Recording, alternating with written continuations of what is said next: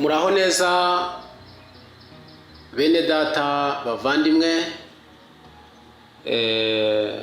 nshuti zanjye.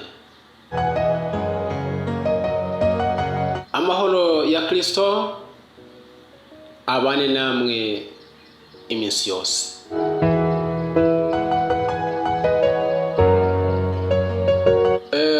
Kuri uno mwanya twabateguriye ikiganiro gishingiye ku rugendo rw'ubuzima tubamwo mu isi. Iki kiganiro cyubatswe n'ijambo ry'Imana. Nifuje ko twaganira ku byerekeranye n'ubuzima ikiremwa muntu kibamo mu isi. Ariko hagati aho by'umwihariko nasabaga ko abana bato mwanyemerera mukigira hino maze tukicarana ku meza imwe tukaganira, nkabaciraho ku mayange y'iby'urugendo rw'ubuzima umuntu ahura narwo mbere y'uko agera ku isi. Yagera no ku isi nabwo urugendo rugakomeza, abifashishijwemo hari aho afashwamwo n'ababyeyi be, hakaba hari naho agera maze mu rugendo rw'ubuzima akirwariza cyangwa se akirwanirira. Mwana muto, nyemerera untege yombi. Nge ugiye kukuganiriza nitwa Bizimungu Jean Claude, nkaba naranditse igitabo cyitwa Nawe Imana Iragushaka, umugabane wa mbere. Ibi nkubwira ni bimwe mu byo nanditse biri mu iki gitabo. N'urwandiko nandikiye abana bato, ndetse kubw'urukundo nkunda abana. Ubwo twakomeje kuganira mwana muto, kubw'urukundo nkunda abana byatumye n'umugabane wa kabiri ndi gutegura w'iki gitabo Nawe Imana Iragushaka. Nongeye ntekereza ku bana maze mbandikira urwandiko rwa kabiri rurimo icyo gitabo cya kabiri. Mwana muto, wowe unyemereye kuntega yombi maze tukiganirira, nakubwiye uko nitwa. Ese wowe witwa nde?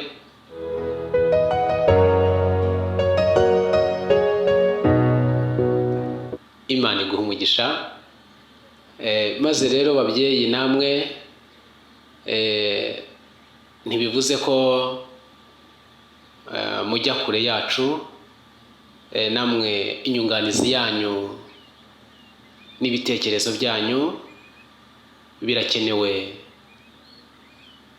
cyane muri iki kiganiro. Mwese abakuru n'abato n'ikaze. By'umwihariko mwana muto, ikaze mw'iki kiganiro.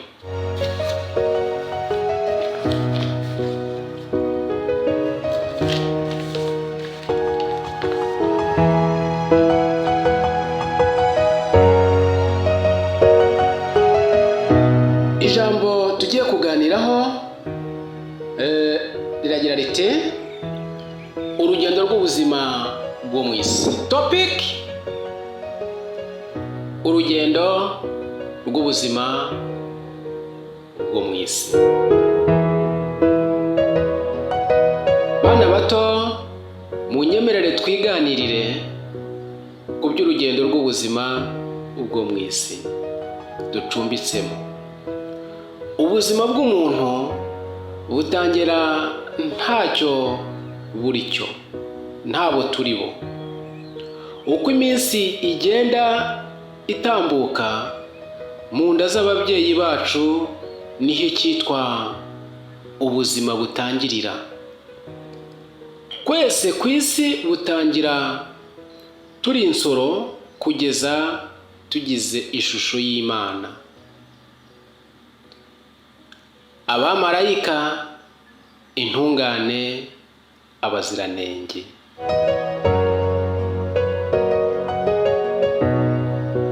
Abo nibo tuba turi bo kugeza tuvutse. Ariko nanone tugumya kwitwa abanyabyaha kuko tuvuka ku bw'icyaha.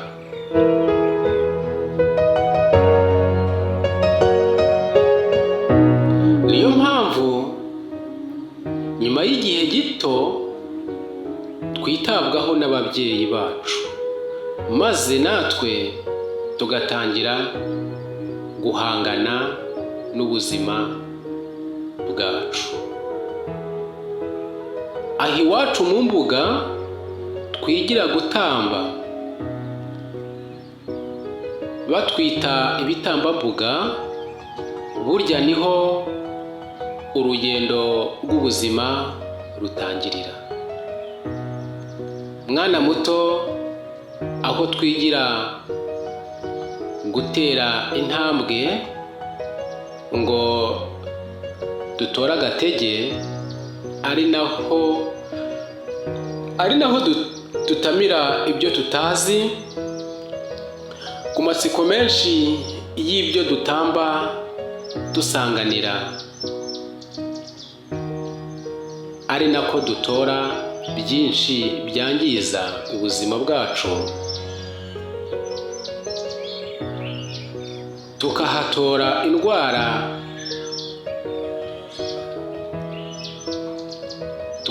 indwara zigatangira kutuzahaza ubuzima kugeza dushaje, tugasubira uko twatangiye ubuzima.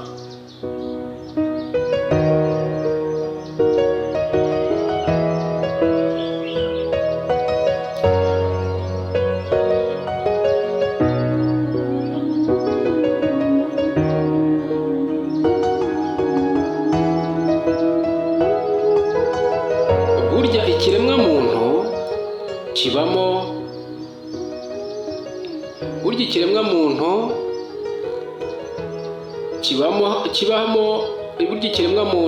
kibamo ubuzima kibayemo hano ku isi, habonekamo byinshi bitandukanye kandi bigoranye, ndetse n'ibimunezeza nabyo bibamo. Umwana muto, uko iminsi igenda itambuka, umwana muto niko atambukana nayo.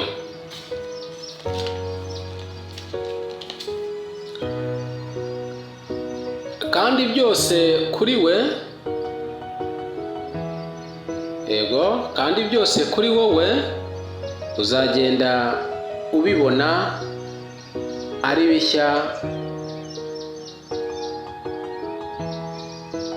iminsi yose. Dore bizagutangaza cyane, kuko bimwe bizaba binakanganye. Mwana muto, ukimara kwitwa inshuke uzatangizwa ishuri. Aho niho uzatangira gukoresha ya matsiko wahoranye ubwo witwaga igitambambuga.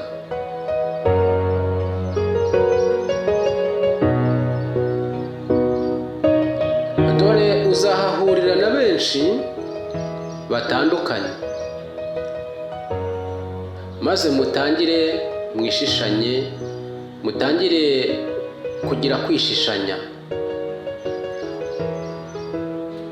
Ariko mu gihe gito muzaba mwamaze kuba inshuti.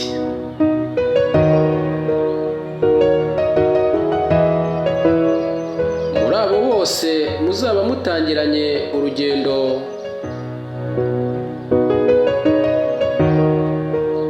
rwo kumenya gutandukanya ikibi n'icyiza n'urwo rungano rwawe. Iyo ni intambwe ya mbere muzaba mugiye gutera mu bumenyi. Iyo ni intambwe ya mbere muzaba mugiye gutera mu bumenyi, mwana muto.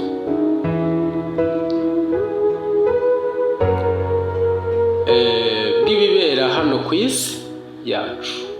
Mwana muto, muziga byinshi by'ingirakamaro bizabafasha mw'urwo rugendo rwo guhitamo muzaba mutangiye.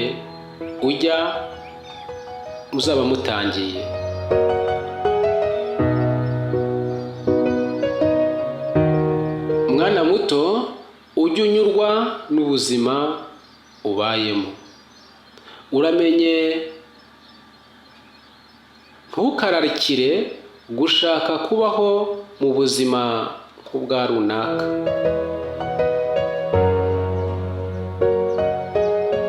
Mu bigaragara, nubwo umureba inyuma agenda ndetse yambaye neza, yatebeje, aberewe, maze nawe uti uwampa kubaho nk'ukwe.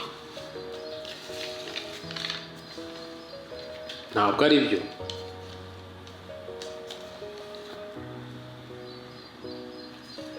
Nyamara ntubuzi agahinda n'umubabaro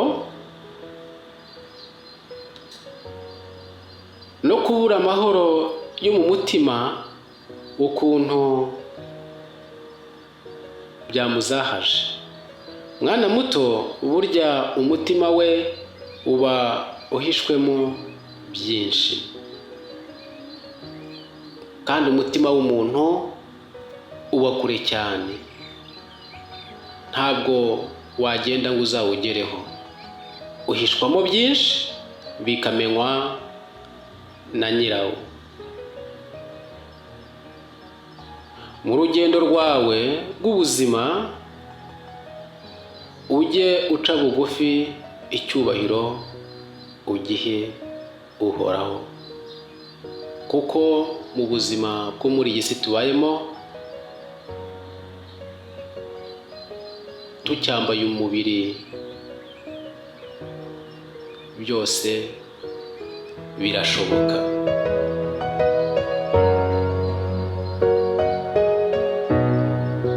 Nshuti yanjye, ujye ubana neza na buri umwe wese.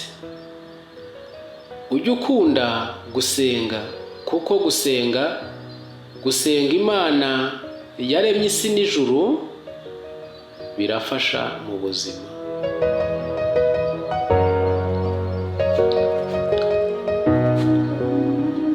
Hari ibintu bibiri by'ingenzi umuntu akenera mu buzima bwe bwa buri munsi, ari byo ngira ngo nkubwire.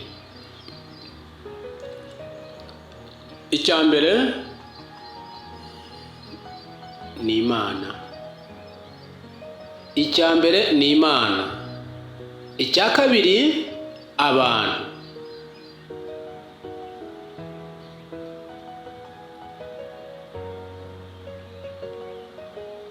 Dore mwana muto, nta rutugu rukura ngo rusumbe ijosi. Urajye wubaha ababyeyi, ubaha agaciro, kuko ni umwunganizi ukomeye kuri wowe n'imbere y'Imana.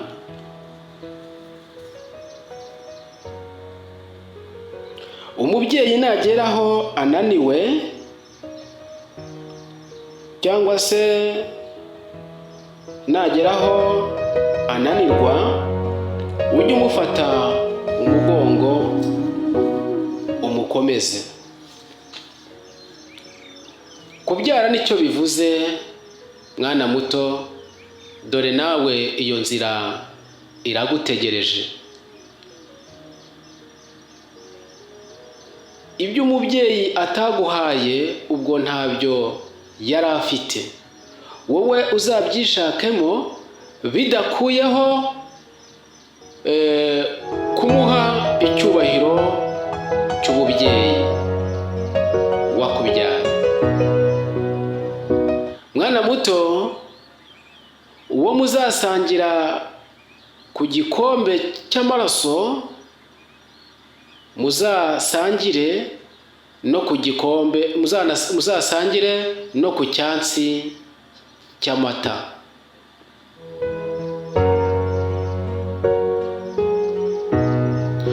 Uwo muzasangira ku gikombe cy'amaraso, mwana muto, uzarwana ishyaka kugeza ubwo n'icyansi cy'amata nacyo mugisangiriyeho.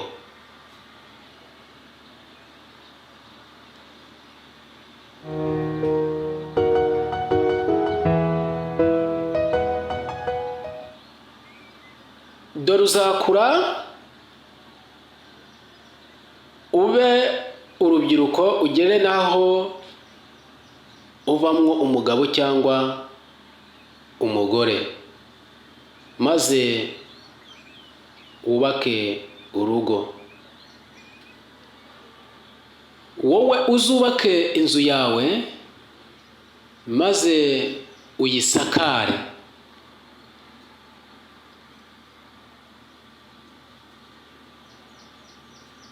Uyirinde kuba yavirwa igihe imvura iguye.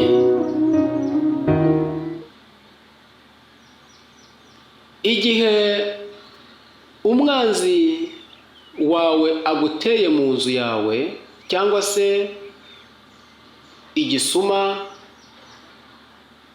kikwinjiranye mu nzu igihe cya nijoro,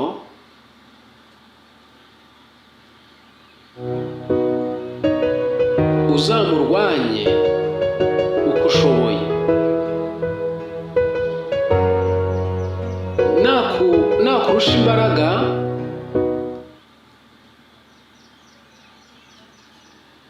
z'amaboko, uzahatane urwane usohoka, kuko aho kugira ngo ugwe mu cyumba cy'inzu yawe, icyaba cyiza kurutaho nuko wagwa ku mbuga y'umuryango w'inzu yawe, aho inyenyeri n'ukwezi byo mu kirere bikubona.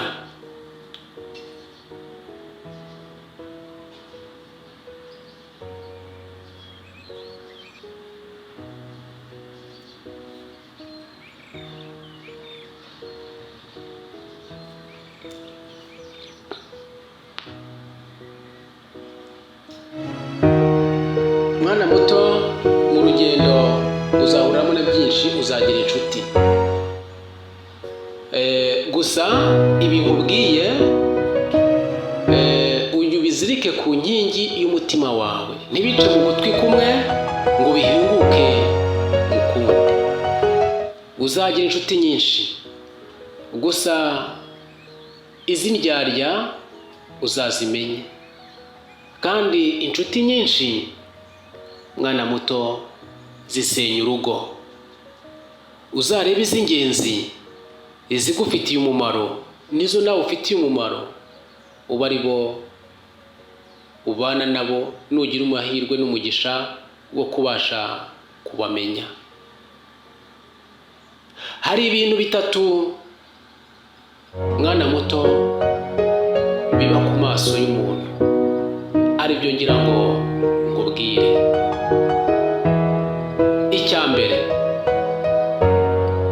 amaso arabona. Icya mbere amaso arareba. Kabiri, arabona. Gatatu,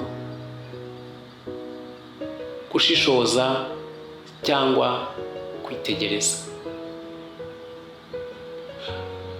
Ujye ureba cyane, ubone, witegereze, kandi ujye wumva vuba, utinde kuvuga, ahubwo ube umuhanga mu by'imyandikire. Wihute kwandika kandi ushyire ku nkingi y'umutima wawe. Ni byinshi nakakubwiye, ni byinshi twakaganiriyeho bana bato, gusa ikiganiro twagiranye munyemerere mbe nkihiniye aha, ngo umwanzi w'igihe ni amasaha. Tugiye kuganira ku rugendo rw'ubuzima tubayemo, bwakira bugacya. Gusa iyi nkuru, kuko mwana muto dore umaze kumenya gusoma no kwandika, ukeneye kumenya ibindi biri munsi y'ibi nkubwiye, wareba muri iki gitabo nawe Imana iragushaka, ukumva iyi miburo, paje ya 9 niho usanga ubu butumwa bwawe bw'urugendo rw'ubuzima mwana muto. Nsubikiye aha rero, nyemerera dusome ijambo ry'Imana, kuko ijambo riradufasha mu rugendo tubayemo. Kandi ujye ukunda gusoma igitabo cya Bibiliya, ugisome neza witonze, kuko kizakungura byinshi. Cyanditswe n'abakozi b'Imana b'abanyabwenge ndetse b'abahanga bagiye batandukanye. Iki gitabo cya Bibiliya yera gifite ukuri kwinshi. Ujye ukunda kugisoma. Reka dusome ijambo ry'Imana rero muri Petero wa mbere mwana muto. Turiganirira Petero wa mbere, twumve icyo hatubwira, twumve icyo uyu mwanditsi atubwira muri no minsi, cyangwa se muri urugendo twatangiye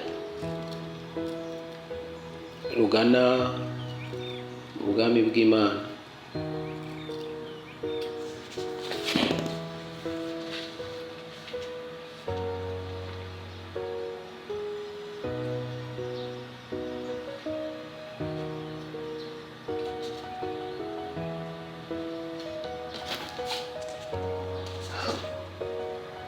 Dusomye Petero wa mbere,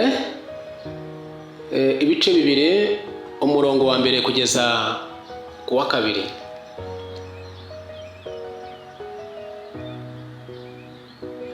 Titre iravuga ngo ibuye rizima n'ishyanga ryera.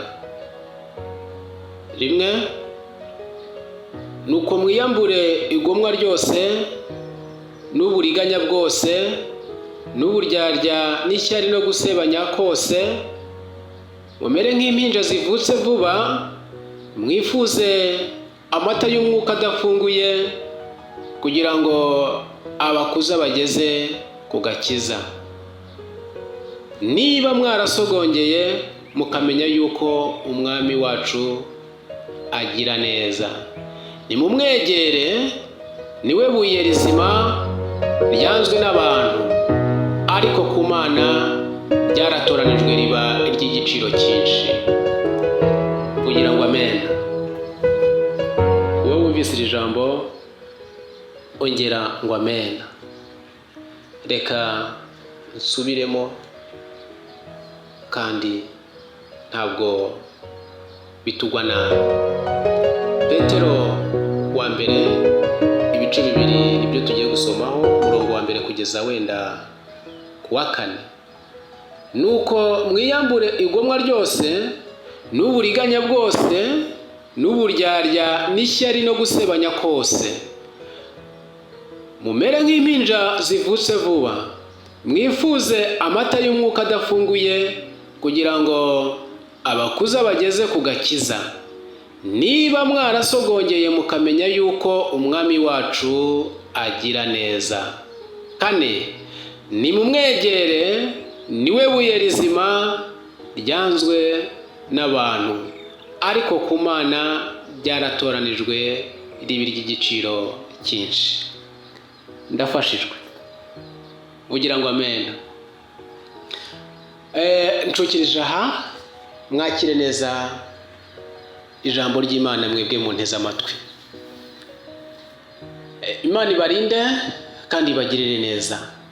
Munyemerere rero nsoze babwira ngo urukundo rw'Imana n'imbabazi z'Imana no kugirirwa neza nayo bihorane namwe bana bato, namwe bavandimwe, nshuti zanjye.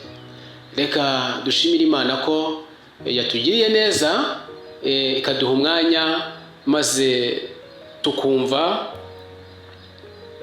ibyerekeranye n'iyi miburo, tukumva ijambo ryayo.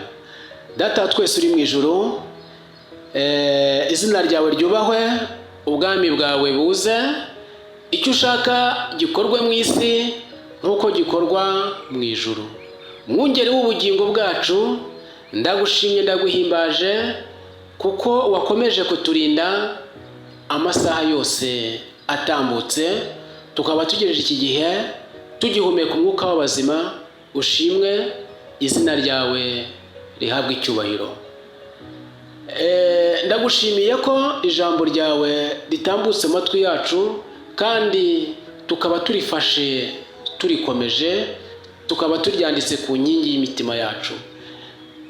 Nyiricyubahiro, nk'uko itungo rihora ryuza ibyo riba ryarisije, ndagusabye duhe imbaraga, uduhe ububasha bwo kugira ngo tujye duhora twuza ijambo ryawe mu mitima yacu. Niho tuzabasha gukomera muri uru rugendo, kandi igihe cyose tugahorana amakenga y'uduhiga ari we Satani umubi. Bana natwe, imbaraga zawe zikomeze ziturinde, ubugingo bwacu buturindire, kandi n'umubiri wacu ukomeze uturindire. Ubuntu bwawe n'urukundo rwawe no gufashwa n'umwuka wera bibane natwe twese none n'iteka ryose. Amen.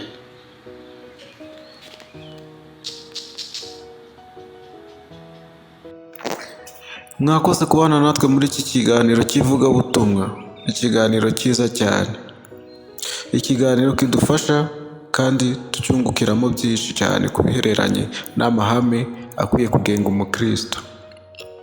Niba wakunze iki kiganiro, fasha n'abandi kibagereho. Kora subscribe, ukande ku nzogera kugira ngo buri butumwa bwose dushize kuri iyi channel bujye bukugeraho. Nurangiza uze no muri comment dusangire ibitekerezo.